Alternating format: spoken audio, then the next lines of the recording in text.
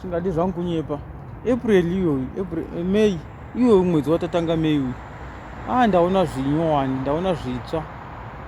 Ndasingazivi kuti munyika muno mune chirungu ini. Ndakazviwanira wangu girlfriend kangu.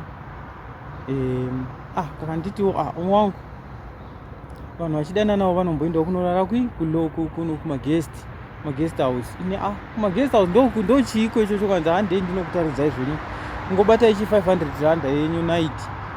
Ndokubva ndatsvaga 500 rand ndokubva tatoenda ikoko. Ndakazorarawo pamubhedha wakanaka vedu. Chokwadi ndandisingazivi. Unoziva kungowanawo girlfriend nyowani. Pamwe each and every time pamwe unoziva kana uchitowana umwe munhu anogona kutenga achitokuonesa zvimwe zvinhu. Uchiwana umwe achikuonesa zvimwe zvinhu. Zvino uyu atongondiuyisa nokundionesa kuti kune guest house. Ndasingazvizivi kuti kune guest house ini. Ndakatoenda kuguest house shamwari ndikanorara pamubhedha wakanaka, mubhedha wacho uri wakanyarara kuti zvese zviri clean, mashitsi acho ariko kumaguest house ikoko. Zvakanakisa. Abvati hatitenge chikafu tonodyira ikoko ndobva taenda tikanodyira zvedu ikoko. Handidi kunyepera. Ndasimudza hangu maoko. Guest house yakanaka. Ende ndakataridzwa negirlfriend yangu. Girlfriend yangu andotaridza kuti mwana iyeka anoziva zvinhu zvechirungu chokwadi. Handasimudza maoko.